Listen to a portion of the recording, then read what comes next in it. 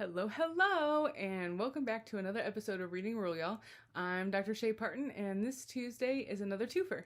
Along with this video, I'm also posting the author talk with the author of Hillbilly Queer, J.R. Jamison, so make sure you check that out.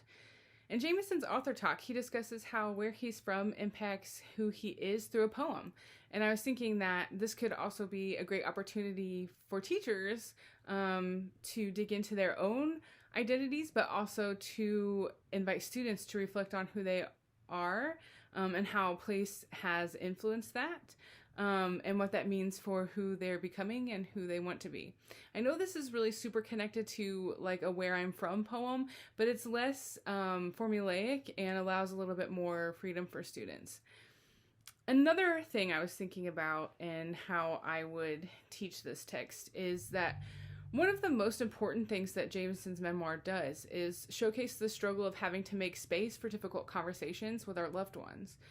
One of the things that Jamison talked about is the difficulty of knowing what to say and knowing what to say when we want to say it. He describes it this way: nothing seemed to find its way to the tip of our tongues at the right time in the right way. And that's on page 12. And when I read that, I felt that so much. Like, it's easy for me to say what I want to say and to talk about political issues in my echo chamber with my friends who view things the same way, who think the same way I do and believe the same way I do.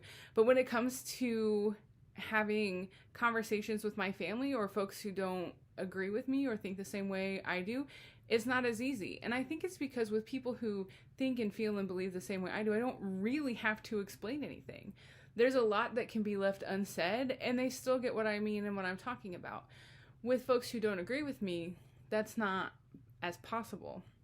And so I find that the words that I'm looking for when I'm talking with folks who don't agree with me are often not there. And the ones that I find never seem quite good enough.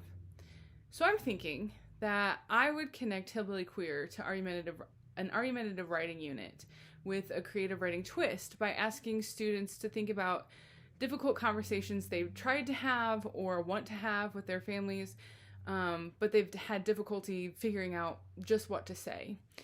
Then I'd have them write a short story scene, some flash fiction, or a poem in which that conversation happens. To be able to do this, they'll have to think of both their arguments and their friends or family's counter arguments and thoroughly consider and imagine how that discussion would go. They wouldn't necessarily have to then have the conversation if they don't feel comfortable doing it in real life. But if they wanted to, they'd at least be a little more prepared to do so.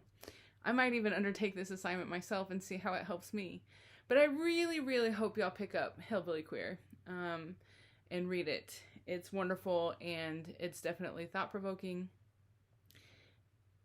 And I recommend it to everybody I talk to. Thanks for stopping by. Hope to see you next time, where I'll be doing another 4-part deep dive series on Jeff Zentner's new one, In the Wild Light. Y'all come back now, would ya?